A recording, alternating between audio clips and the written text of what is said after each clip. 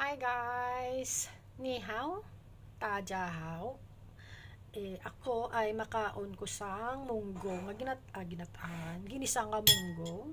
So ang ginisa nga munggo, tatlo lang ka ingredients ang gamit ko. Main ingredients niya is ang baboy, munggo, kag garlic lang. So gingisa ko lang siya guys sa garlic, tapos ang munggo ko, ang technique pa ng munggo, ging ah ging soak ko siya for overnight para dali maluto.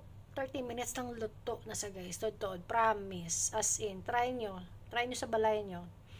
So, mga pag magawa mo to, for example, bas gabi ba gusto niyo magluto, no, na magluto ng munggo. So, gabi pa lang like 10 o 9 o'clock, 10 o'clock, pa isugasan nyo, di pagkaaga, lutuin nyo, dasig-dasig lang din siya. So, nakagtipid ka mo sa gas, tatipid ka mo tanan, di mo ginisa nga munggo, kag wala mayo para sa mga, syempre pang masa. Kag mo rin tawag gisa nga munggo, kay wala na sa kuskus balungos. Pwede na instead of pork, pwede man chicken, or pwede man shrimp, depende sa inyo kung ano ilagay nyo. Kung may araman, pwede lang magiginisa nga munggo lang yung jay. May mo ahos lang or garlic, 'di ba? Pero okay, depende na sa inyo pagluto, guys, kung maayo man. So, kung ano lang ang available ni sa sulod sa panimalay nyo, kamo lang na ang inyo lutoon. So, tamo na. Tilawan ta lang ang